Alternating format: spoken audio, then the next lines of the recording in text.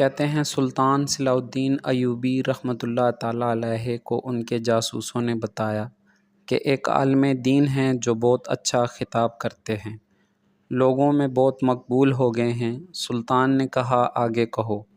جاسوس بولے کچھ غلط ہے جسے ہم محسوس کر رہے ہیں مگر لفظوں میں بیان نہیں کر پا رہے۔ سلطان نے کہا جو بھی دیکھا اور سنا ہے بیان کرو۔ جاسوس بولے کہ وہ کہتے ہیں کہ نفس کا جہاد افضل ہے، بچوں کو تعلیم دینا ایک بہترین جہاد ہے، گھر کی ذمہ داریوں کے لیے جدوجہد کرنا بھی ایک جہاد ہے۔ سلطان نے کہا تو اس میں کوئی شک ہے؟ جاسوس نے کہا انہیں کوئی شک نہیں، لیکن اس عالم کا کہنا ہے کہ جنگوں سے کیا ملا، صرف قتل و غارت گری، صرف لاشیں، جنگوں نے تمہیں یا تو قاتل بنایا یا مقتول۔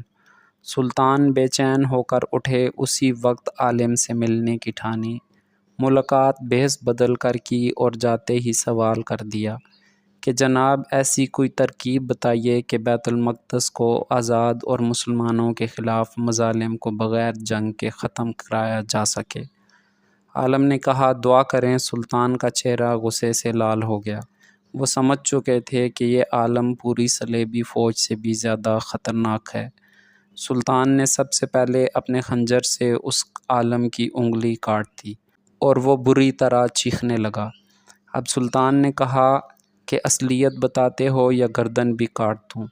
پتہ چلا کہ وہ سفید پوش عالم ایک یہودی تھا، یہودیوں کو عربی بخوبی آتی تھی جس کا اس نے فائدہ اٹھایا۔ سلطان نے پایا کہ اس کے جیسا درس اب خطبوں میں عام ہو چلا تھا۔ بڑی مشکل سے یہ فتنہ روکا جا سکا۔ فتنہ اس وقت بھی پوری آب و تاب سے رواں دواں ہے، اور اب فلسطین دعاؤں سے آزاد کرانے کی مہم زور و شور سے جاری ہے۔ اپنے حصے کا کام کیجیے، اصل ہے جہاد بالقتال۔